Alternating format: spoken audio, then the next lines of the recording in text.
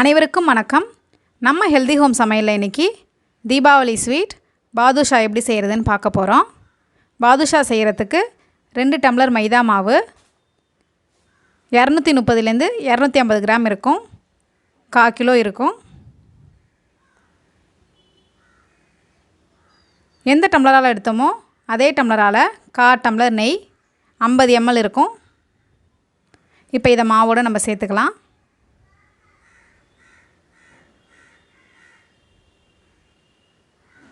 நெய்யை மாவில் சேர்த்ததுக்கப்புறமா 1 டேபிள் ஸ்பூன் தயிர், புளிக்காத தயிர், 1/4 டீஸ்பூன் பேக்கிங் சோடா, சின்ன ஸ்பூனாக இருக்கனால 1/2 டீஸ்பூன் போடுறேன். இப்போ எல்லாத்தையும் ஒன்றா சேர்த்து மிக்ஸ் பண்ணிக்கலாம். மாவு, நெய், தயிர், பேக்கிங் சோடா இதெல்லாம் இதை மாதிரி நல்லா மிக்ஸ் பண்ணதுக்கப்புறமா இதில் 1/4 டம்ளர் தண்ணி ஊற்றி பிசைஞ்சிப்போம். ரொம்ப அழுத்தி பிசைய வேணாம், லைட்டாக பிசைஞ்சிப்போம். ஓரளவு சேர்ந்து வந்ததுக்கப்புறமா இன்னும் கொஞ்சம் தண்ணி எடுத்து தெளித்து விட்டு சேர்த்துப்போம் எல்லா மாவையும் ஒன்றா. ரொம்ப லூஸாக பிசைய வேணாம் மாவை.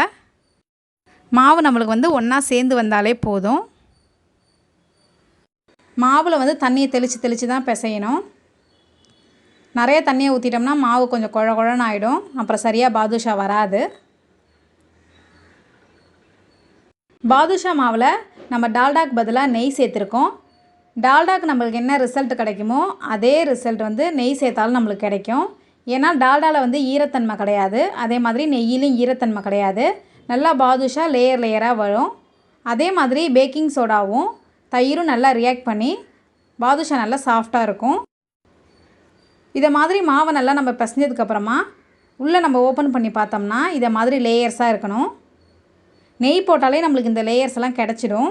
நெய் நம்ம கம்மியாக போட்டோம்னா சப்பாத்தி மாவு மாதிரி இருக்கும், அப்புறம் அழுத்தமாக இருக்கும், நல்லா வராது. நெய் நம்மளுக்கு அதிகமாக போட்டாலும் எண்ணெயில் போடும்போது பாதுஷா உதிர்ந்துடும். அதனால் 2 டம்ளருக்கு 1/4 டம்ளர் நெய் கரெக்டாக இருக்கும். அதே மாதிரி மாவை நம்ம கிள்ளி எடுக்கும்போது மாவு இழுபட்டு வரக்கூடாது, அப்படியே கட்டாயிடணும். அதாவது பிசுக்குத்தன்மை இருக்கக்கூடாது. பிசுக்குத்தன்மை இருந்தாலும் நம்மளுக்கு அழுத்தமாக இருக்கும். பிசுக்குத்தன்மை அதிகமாக இருந்தாலும் பன் மாதிரி வந்துடும். இப்போ இந்த மாவை நம்ம ஒரு துணி போட்டு மூடி வச்சுருவோம் காயாமல் இருக்கிறதுக்காக. இது ஊற நேரத்தில் நம்ம சுகர் சிரப் ரெடி பண்ணிவிடுவோம். எந்த டம்ளரால் எடுத்தோமோ அதே டம்ளரால் 1/2 டம்ளர் சீனி, 1/2 டம்ளர் தண்ணி அதே டம்ளரால். சீனியை நல்லா கரைய விட்டு கொதிக்க விட்டுக்கலாம்.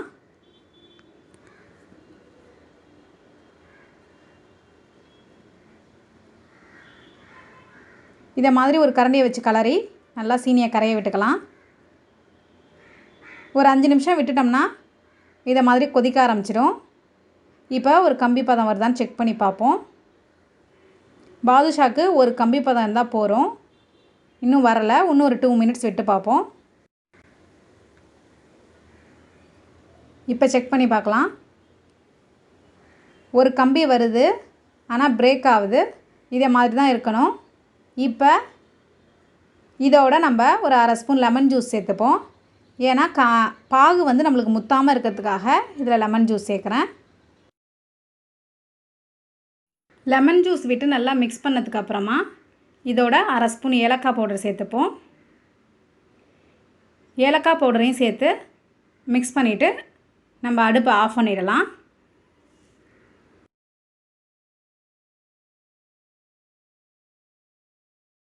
இப்போ மாவை பாதுஷாக்காக ஷேப் பண்ண போகிறோம். கொஞ்சமாக மாவு எடுத்து உள்ளங்கையில் வச்சு உருட்டிக்கலாம். முதல்ல ரொம்ப அழுத்தி உருட்ட வேணாம், லைட்டாக உருட்டிப்போம். உருட்டிட்டு உள்ளங்கையை வச்சு ஒரு ப்ரெஸ் பண்ணிவிட்டு விரலை வச்சு நடுவில் ஒரு ப்ரெஸ் பண்ணிப்போம். இதை மாதிரி ஒரு ஓட்டை போட்டுப்போம். இதே மாதிரி எல்லா மாவையும் முதல்ல ஷேப் பண்ணிப்போம். நம்மளுக்கு எந்த சைஸ் வேணுமோ அந்த சைஸில் நம்ம செஞ்சுக்கலாம். மாவை எடுத்து உருட்டிட்டு லைட்டாக உருட்டிட்டு உள்ளங்கையை வச்சு லைட்டாக ப்ரெஸ் பண்ணிவிட்டு நடுவில் ஒரு ஓட்டை போட்டுப்போம். நம்ம செஞ்சு வச்ச ஷேப்பில் இந்த மாதிரி கிராக் இருந்ததுன்னா திரும்பி அதை எடுத்து உள்ளங்கையில் வச்சு லைட்டாக ரோல் பண்ணிவிட்டு இதை மாதிரி ஏற்கனவே நம்ம ப்ரெஸ் பண்ண இடத்துல திரும்பி விரலை வச்சு ப்ரெஸ் பண்ணிக்கலாம். இப்போ ஷேப் நல்லா அழகாக வந்துட்டு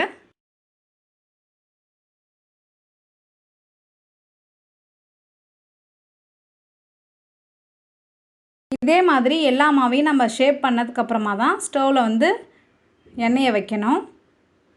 இப்போ எல்லாம் ஷேப் பண்ணியாச்சு, எண்ணெய் அடுப்பில் வச்சாச்சு.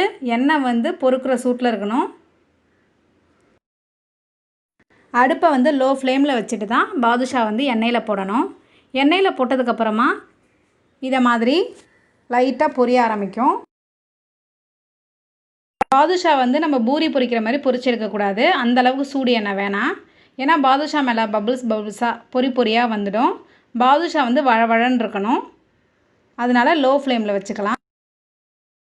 2 சைடும் நல்லா வெந்ததுக்கப்புறமா நம்ம அடுப்பை ஹையில் வச்சுப்போம்.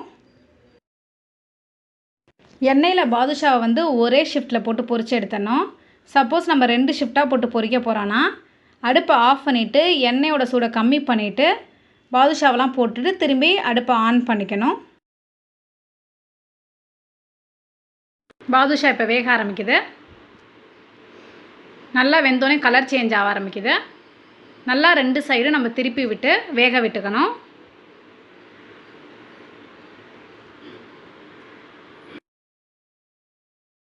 சிம்மில் அடுப்பை வச்சுட்டு வேக விட்டுட்டு அப்புறமா ஹையில் மாற்றிப்போம்.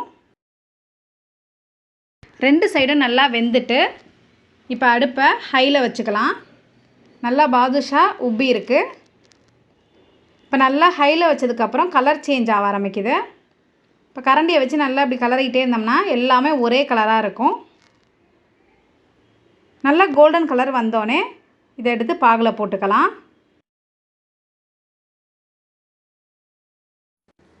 அப்படியே அடுப்புலேருந்து எடுத்து சூட்டோட பாகில் போட்டுருவோம். ஏன்னா டக்குன்னு ஊறிடும். இதை மாதிரி போட்டுட்டு எல்லாத்தையும் 2 சைடும் திருப்பி விட்டுக்கலாம். ஒரு 5 நிமிஷம் நம்ம திருப்பி விட்டாலே போதும். ஏன்னா நம்ம சூட்டோடு போட்டுக்கனால டக்குன்னு இழுத்துடும். 2 சைடும் நல்லா திருப்பி விட்டு பாதுஷாவை வந்து சர்க்கரை பாகில் நல்லா ஊற விட்டுக்கலாம். ஒரு 5 நிமிஷம் ஊறினாலே போதும், டக்குன்னு ஊறிடும். அதுக்கப்புறமா நம்ம ஒரு பிளேட்டில் எடுத்து வச்சிடணும். ரொம்ப நேரம் அதிலே விட வேணாம். பாதுஷாவில் வந்து அங்கங்கே கிராக் இருந்தால் தான் நல்லா சுகர் சிரப்பு உள்ளே போய் நல்லா டேஸ்ட்டாக இருக்கும். இப்போ 5 மினிட்ஸ் ஆகிடுச்சு. நம்ம பிளேட்டில் எடுத்து வச்சிடலாம் எல்லாத்தையும்.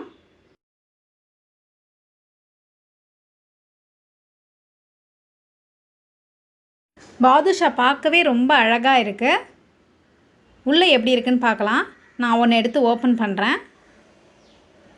நல்ல உள்ளே லேயராக வந்திருக்கு. நல்ல ஜூஸியாகவும் இருக்குது. நீங்களும் இந்த தீபாவளிக்கு ட்ரை பண்ணி பாருங்கள். இல்லை உங்கள் வீட்டில் ஏதாவது ஸ்பெஷல் அக்கேஷனுக்கு ட்ரை பண்ணி பாருங்கள். இன்னொரு வீடியோவில் நான் உங்களை சந்திக்கிறேன். அன்பால் இணைவோம், ஆரோக்கியமாக வாழ்வோம். இன்றே இணைந்திடுங்கள் ஹெல்தி ஹோம் சமையலோடு.